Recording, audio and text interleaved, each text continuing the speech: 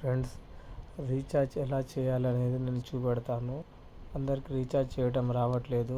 ముందుగా మనం ఓకేబీ ఓపెన్ అయిన తర్వాత మైండ్లో పోవాలి.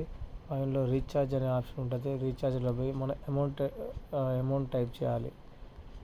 100 రూపాయలు ఎంటర్ చేస్తున్నాం. మన ఈ 3 రీఛార్జ్ ఆప్షన్ నుంచి ఏదో ఒక రీఛార్జ్ ఆప్షన్లో పోవచ్చు. నేను రీఛార్జ్ 3లో పోతున్నాను.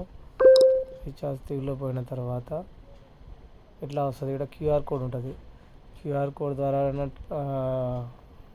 కోడ్ ద్వారా అయినా కట్టచ్చు అమౌంట్. ఇక్కడ కాపీ టు యూపీఐ ఐడి ద్వారా అయినా కట్టచ్చు. నేను క్యూఆర్ కోడ్ సెలెక్ట్ చేసుకుంటున్నాను. దీన్ని స్క్రీన్ షాట్ తీసుకుని ఏం చేయాలంటే ఫోన్పే ఓపెన్ చేసుకోవాలి. మన ఫోన్పే ఓపెన్ చేసి ఫోన్పేలో స్కానర్ ఓపెన్ చేసుకోవాలి. స్కానర్ ఓపెన్ చేసుకున్న తర్వాత మనం గ్యాలరీ ఓపెన్ చేసుకోవాలి. గ్యాలరీలో స్కానర్ ఉంటుంది. ఆ స్కానర్ టచ్ చేయాలి.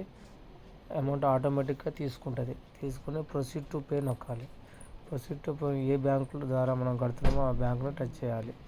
టచ్ చేసి మన నెంబర్ కొట్టాలి. Pin number కొట్టేయాలి. పాస్వర్డ్ కొట్టిన తర్వాత